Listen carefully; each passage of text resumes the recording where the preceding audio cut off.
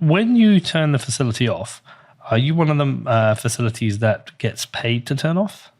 Are you selling your energy back to the grid? Yeah, so this is kind of a big topic, and I think a lot of folks it's very challenging, right, to kind of figure out the pieces. So when you're consuming energy, there's two transactions that can happen. One always happens, right, which is I'm connected to the grid and I'm going to buy energy at the spot price of energy, right? So that's the transaction that always happens, right? It's because you're physically connected to the grid. The second one is I have a hedge in place, right, which is I've kind of bought a financial product that's going to essentially hedge my price exposure from here, right? That's giving me a locked-in fixed price, right? And so that if I'm consuming energy from the grid and I got a fixed price hedge, it's guaranteeing guaranteeing the price I'm going to be paying for that power, because these two are going to match out, right? So a Bitcoin miner that does not have a hedge, but just turned offline, is essentially just deciding to not pay $3,000 for power that you can only make $75. There's nobody that's paying the miner to turn off to consume that. Well, that was my question, because when people refer to this, they talk about, the Bitcoin is turned off to respond. And it feels like, or sometimes you can read between the lines and think, is this a relationship between the grid and the miners? And they call them up and say, look, we've got a difficult time, you turn off. But actually, it's all, again, driven by incentives. It's just driven by price. So it's all automated. Yeah. And so there's a second part to that. So like the first was like physically buying from the grid, turning off, not consuming. If you have a hedge, right, and I think Riot announced this and they called them energy credits, but essentially that they're going to have this financial hedge. They bought it, say it's a fixed price at $50, and if the price was settling $2,000, they're going to collect the difference on this financial hedge that's going to pay them. And that's with some counterparty that's not the grid operator.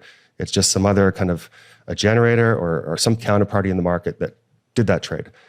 Now, outside of that is the ancillary services.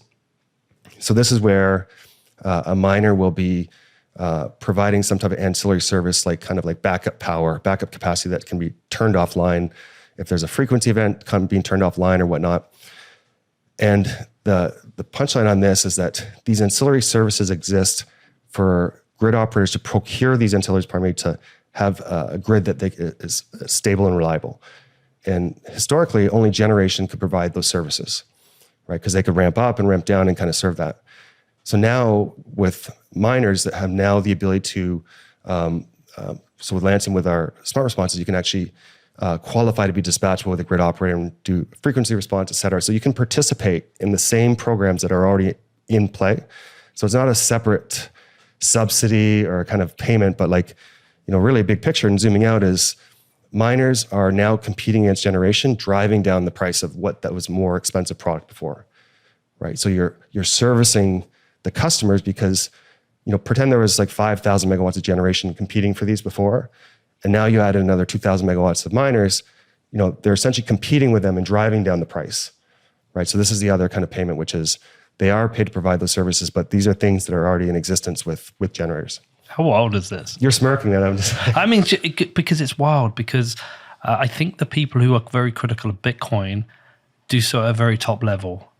They've either had some bad advice, they've read things online, they haven't actually done the work. When you dig into this, how smart and clever this integration is, and the automation that makes this happen, and integration with financial markets, it's another incentive system.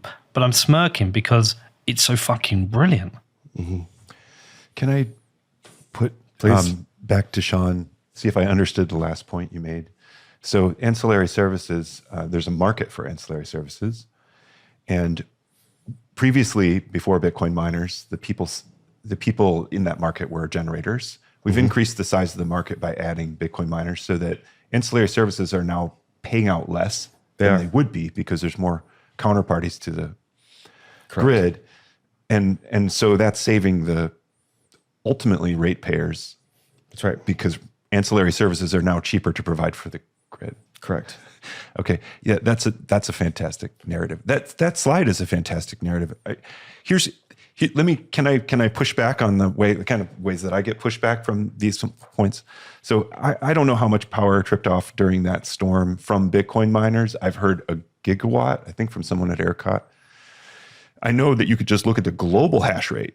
The storm, affected a lot of the US where a lot of the mining is, and global hash rate was markedly down, maybe close to 30% on that one day. Oh, right. Right. Okay. So the whole Bitcoin this is what's cool. The whole Bitcoin network really responded to a weather event by drawing less power and did not make the network any less secure during that time. Because if you had wanted to attack the network during that time, you would have had to procure power. And power was very expensive during that time. So it kind of made Nets me, out. isn't that cool? It made me realize that the security of Bitcoin doesn't necessarily vary with the hash rate if the hash rate dip is due to a weather event and power price spike, right?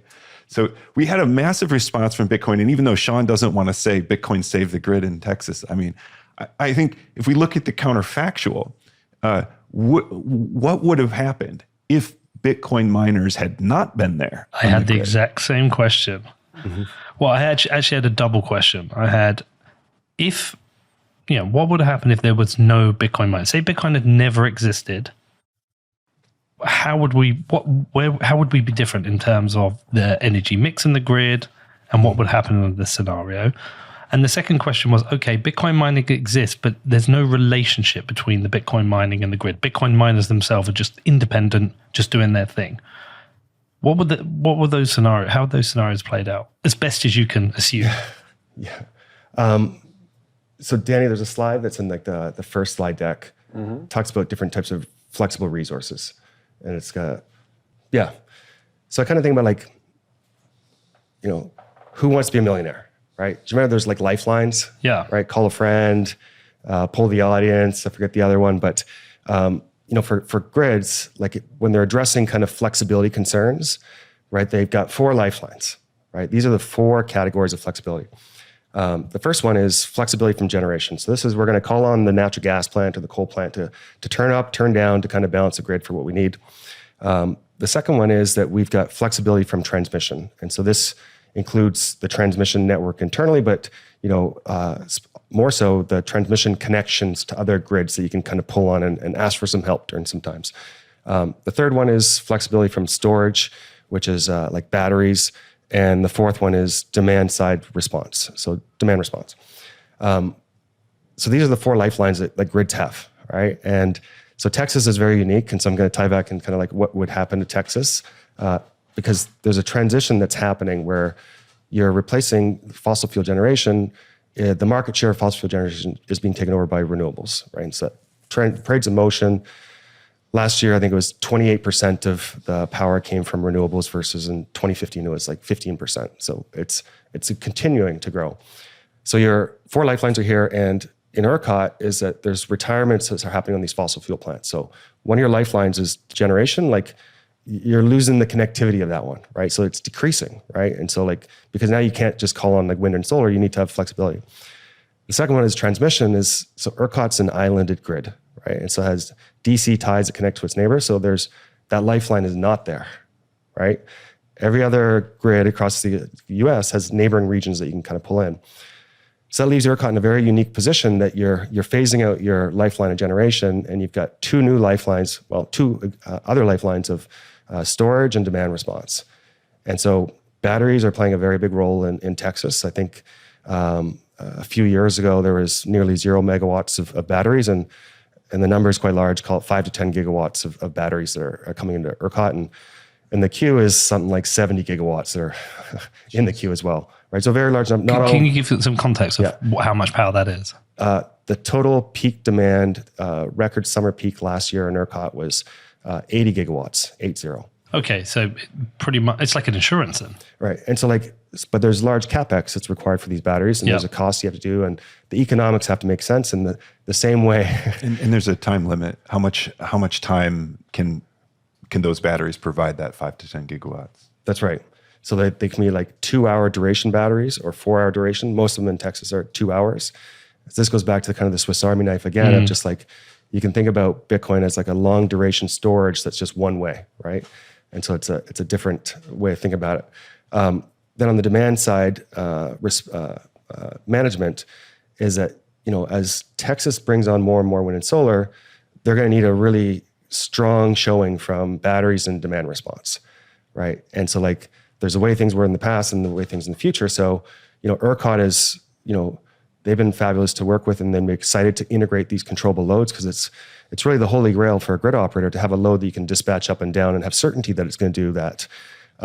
So ERCOT's going to have a very large need from batteries and demand response that's very specific to Texas.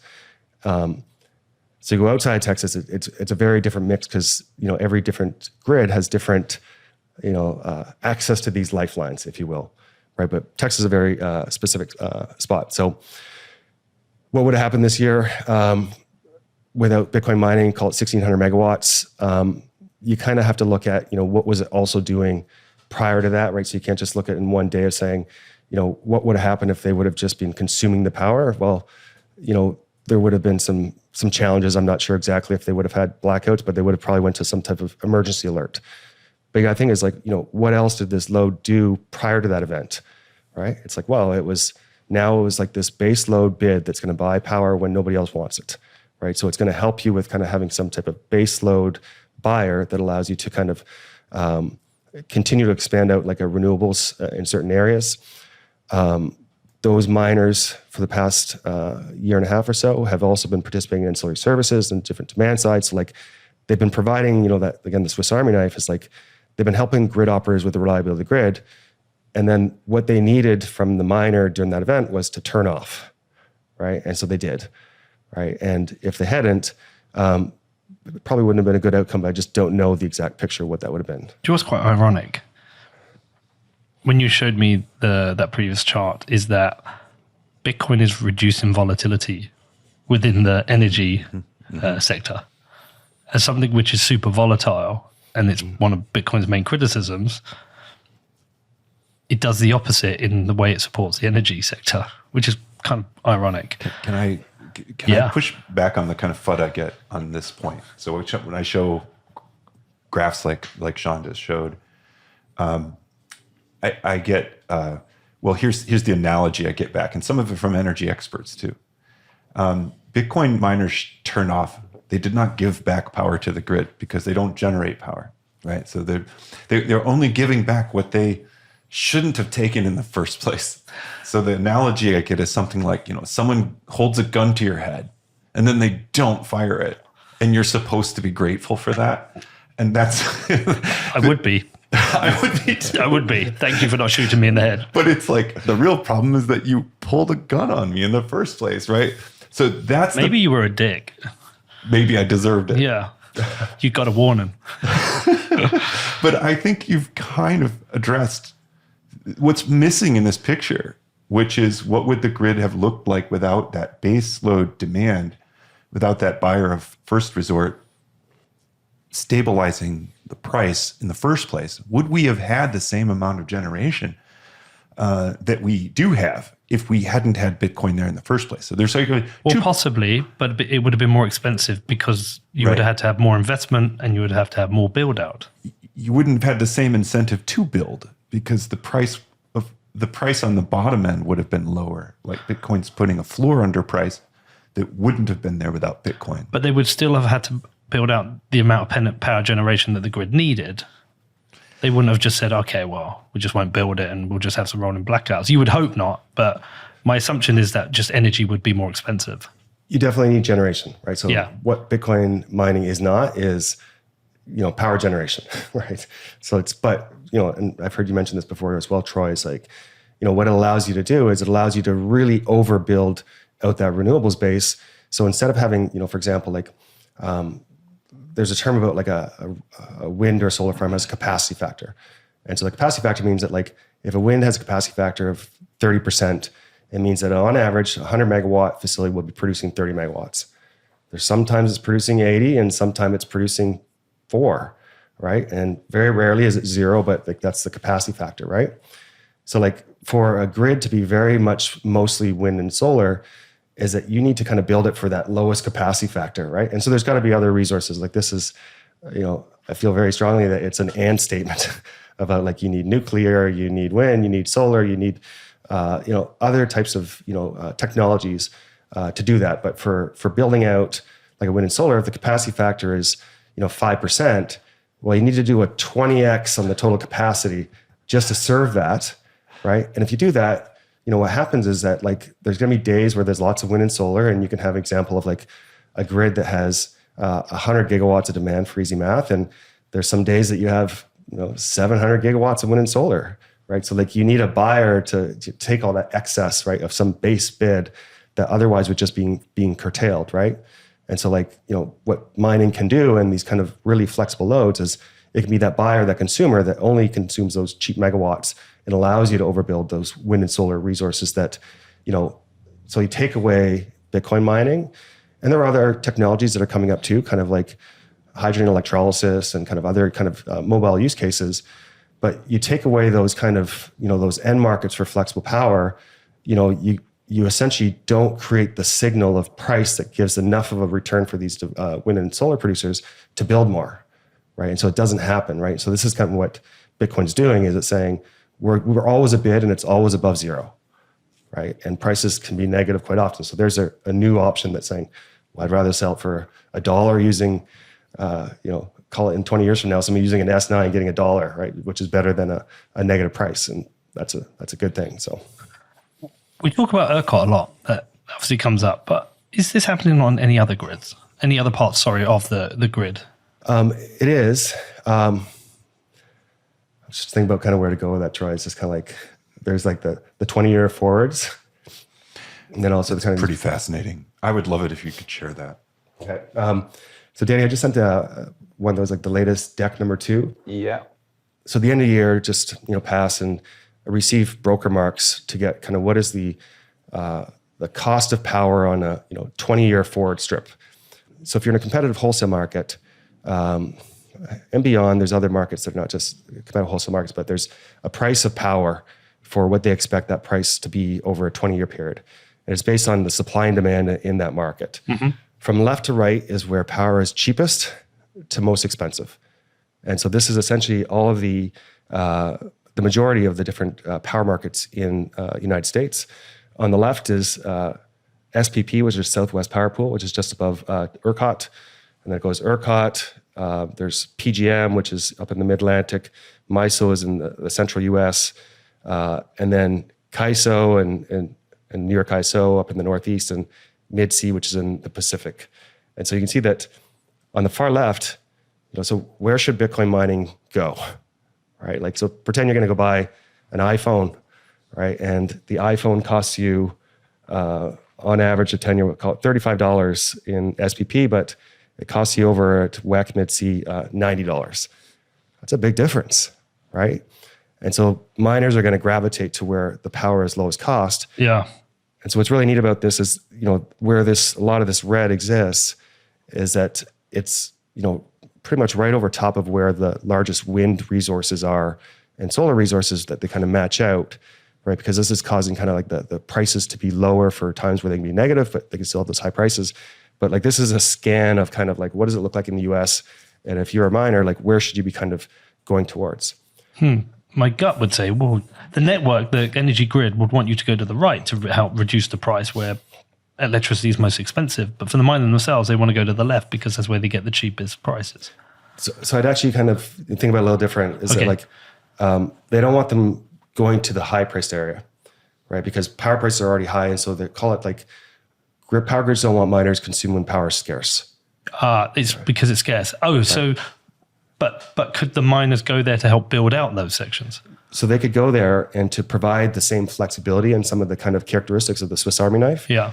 But unfortunately, the power prices are so expensive that if they can go some other place and provide those same services and have a lower cost. Yeah. So you can think about these markets as saying they're attracting the miners because they have a lower price and actually like, since they have lower prices, usually they're in markets with lots of wind and solar. So there's usually a larger market for the demand response because of the volatility that's happening throughout the day. Okay, that makes sense. And so like, you kind of think about like, the evolution of mining, where I think that 7 years ago, like if you're setting up mining, you're setting up as close to your house as possible, right? So you're doing it in your house on your laptop. Yeah. And then like you go to that 2 megawatt container industrial park that's in your city, because it's not really known about all the prices everywhere. And it's a project that's close by, right? And so now that we're getting to these very, large industrial scale, and they're realizing kind of the Swiss Army knife has many applications and can be monetized in different ways in different areas. And it's being drawn now to the right price signal. So we're seeing this natural shift that they're being located in these areas where there's lots of wind and solar. So like, even though, folks are saying, well, Bitcoin mining should be, heavily renewables for their sourcing. And miners are saying, that's all we can afford, right? Like we can't afford fossil fuel generation because that's more expensive, right? So it's just kind of a natural fit that these miners are going to be based on kind of areas where there's lots of renewables because the power prices are going to be lower. There'll be other revenue streams from demand response. So it's just a natural fit to them. They're not going to be defiant and say, no way, I'm going to go to the expensive place and I'm going to consume the fossil fuels and I'm going to go out of business.